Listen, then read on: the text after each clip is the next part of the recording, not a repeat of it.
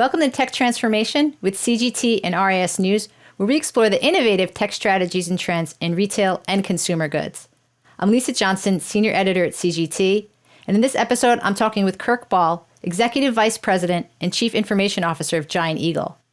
We're going to discuss the state of grocery technology in today's stores and how it's changed in the last year. And we're going to talk about something that's on the minds of all retailers, and that's the frontline workforce. So Kirk, welcome. Thanks so much for talking with me on Tech Transformation. Can you start us out? Tell us a little bit about yourself, your background, and Giant Eagle. Yeah, sure. Thank you for having me. It's a pleasure to be with you today and your audience. I've been with Giant Eagle now about a year, right at a year and a half. I joined here right as the pandemic was really ramping up. So that was really an interesting experience. Right when I joined, we had decided to disband our corporate office permanently and work remotely. So I go into Pittsburgh periodically, but yeah, you're trying to get to know a new organization. You're trying to work to get to know the team members and get to know the culture and influence the culture a bit. And so that was quite an interesting challenge. But Giant Eagle is we've got a right around between 550 and 600 stores. We're in the retail pharmacy business. We're in the retail grocery business and in the convenience store business. So, and like I said, we're about 550 to 700 or 600 stores. Kind of a regional. We go from the Mid-Atlantic to the Midwest is kind of our geographic area that we work in. So, great company. I really have enjoyed my time here so far. So your background also includes being the Chief Technology Officer at Kroger, which means you bring deep experience to the state of grocery technology. So I want to dive right in. In the stores right now, what are the technologies that your employees are finding to be the most critical? Certainly technology plays a huge role in our ability to bring our goods and services to market, from the ability to buy online, pick up at store, buy online, have goods and services delivered, driving efficiency of picking those orders, clearly the ability to determine signaling from customers, preferences of tastes and what types of promotions we should be offering them based upon their purchase patterns and their taste preferences. One of the beautiful things about the grocery industry is the frequency of touch and interaction that you have with your customers. So the ability to stay fairly current with, their preferences is much easier to do than, say, in the automotive industry, where you may buy a car once every, 3 to 5 to 7 years. But there's also technology, if you will, that's maybe more analog and more unsophisticated, but is also just as important to our grocery workers in terms of things to keep them safe, right? And to provide, whether it be traffic patterns in the stores to have folks only going one way down specific aisles, the ability to move the actual pin pads when customers pay a little bit farther away from the cashiers, which we did at the beginning of the pandemic. So the range of technology goes from highly sophisticated to some degree more in the analog world and unsophisticated, but you would be amazed at the technology that actually is utilized to power and drive the grocery shopping experience. It's pretty amazing, actually. So it's interesting, you bring up the automotive industry and consumer behavior. They're only buying a car once a year. There's a flip side to that, right? Because yes, it's constantly shifting, which means you have to constantly stay on top of all these changing behaviors. And so you joined Giant Eagle, as you mentioned, right at the start of the pandemic. Clearly a hectic time. And things obviously changed very rapidly during that period. But I kind of want to look back just at the last year. How have things changed really in the last year with grocery technology, and how have the priorities changed?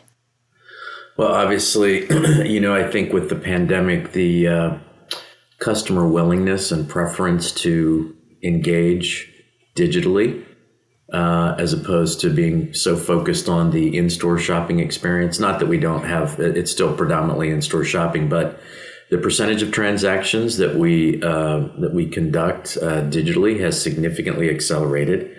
And I think the pandemic really accelerated that. And once people got a sense of that experience and they got a sense of the convenience that it can bring them, it's There's here no to going stay. back.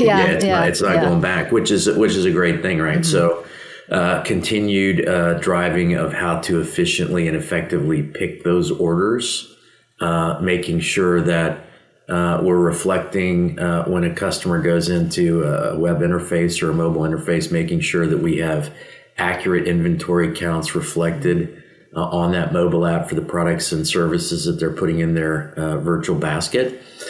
So inventory signaling is very, very important. Picking efficiency is very, very important. Delivery efficiency is incredibly important as well. So, those things all have accelerated, and we've continued to drive innovation in those areas. And then clearly, the ability to provide the promotions and the offers that they want based upon their changing preferences. So that's how I would answer that. Okay. So it's interesting you mentioned efficiency. My next question is about something all retailers are concerned with, and that's the retail workforce. And so to say there's a lot of challenges on them is probably the understatement of the year. So I'd like to get your perspective on the Giant Eagle workforce. What have been the ramifications on your own team members?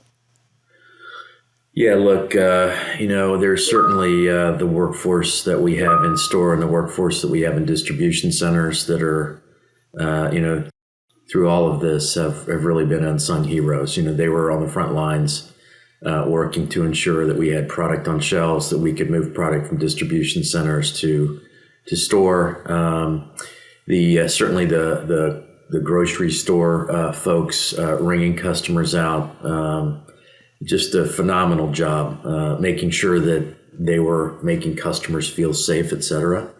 As it relates to the team members that I work with in the technology space, obviously the importance of making sure that the systems are clicking along, that they're adaptable, that we can make changes very, very quickly as needs were and demands were placed on the technologies that we use in stores to accommodate particular directions that we wanted to go from, to handle pandemic and handle unique situations.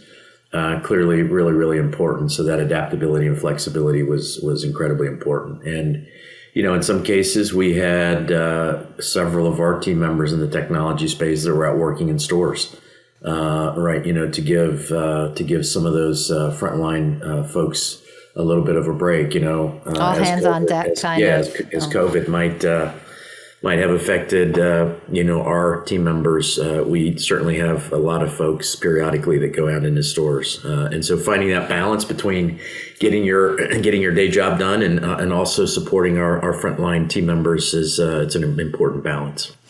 So, technology leadership probably looks a lot different now than it did just a few years ago. I'm going to imagine that your leadership wasn't going into the stores this time. So can you talk a little bit about that? How are your leadership strategies changing? How are your team members adapting to address these new workforce needs?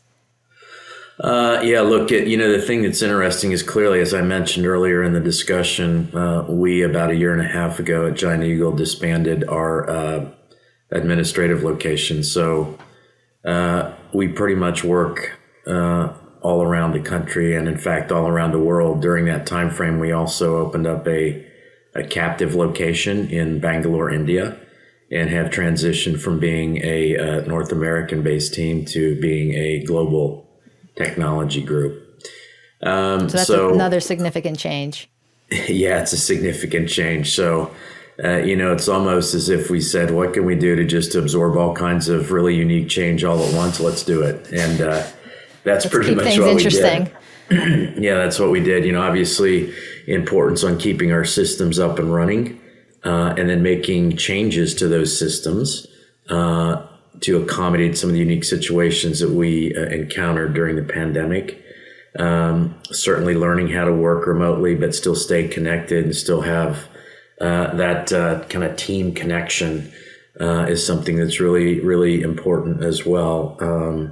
So a lot of unique challenges, but leadership from my perspective, how do you create a connection with the team halfway around the world when in fact you can't travel there, right? So lots of open houses, lots of touch bases, lots of town halls, lots of opportunity not just to push information to the team, but to give the team, we also have a lot of open houses where it's just more of a free flow.